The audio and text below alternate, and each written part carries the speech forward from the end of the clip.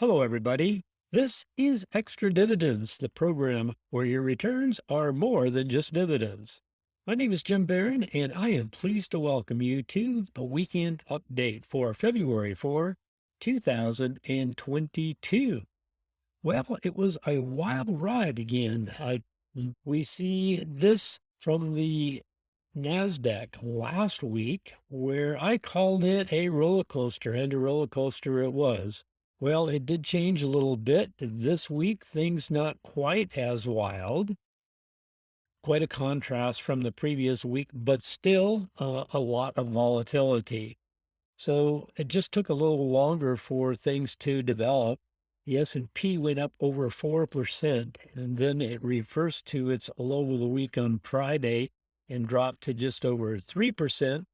And it closed the week with a modest gain of 1.5%.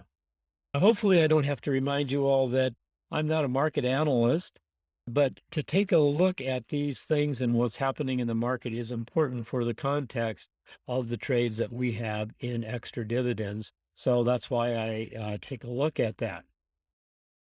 So, looking at the trades, first of all, that we put on this week, none of our signals were filled. And so I went back today and analyzed that and found some things that I thought you might be interested in.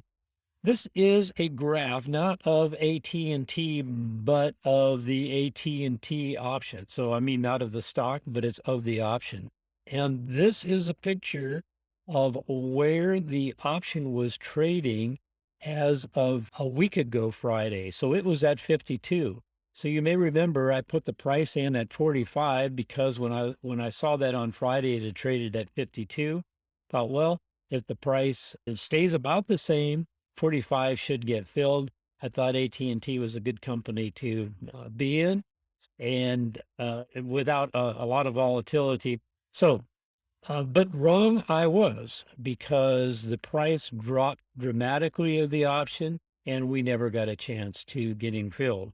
Ford wasn't a lot different, but on Monday morning, the price of the option was trading up here. You can see here it's around 60. It was at 64 cents. The price that I had put in, you see at the limit there of 50 cents. And by 9:30 in the morning, it was trading down below 50 cents. So some of you may have been filled first thing on Monday morning. I put my orders in actually after I send them all to the subscribers. So I did not get filled on Ford. This is certainly one of the stocks that we'll be taking a look at again on Monday. Interestingly enough, Ford had a big sell-off toward the end of this week, and you can see here the option price did jump up close to, well, it looks like at 40 cents at one time, but still never got to the point where it filled our option price. So we'll see what the follow-through is after the weekend on Ford. WDC, we're taking a look now at our there we go. I have the wrong side of there. So this is our current option positions. And what I wanted to say about this, and then we'll go back and take a look at WDC, is that we're in really good shape on most of our current positions. WDC is the only one that is actually in the money. And the reason wanted to show this chart is this just had an incredible downfall here of over 23%.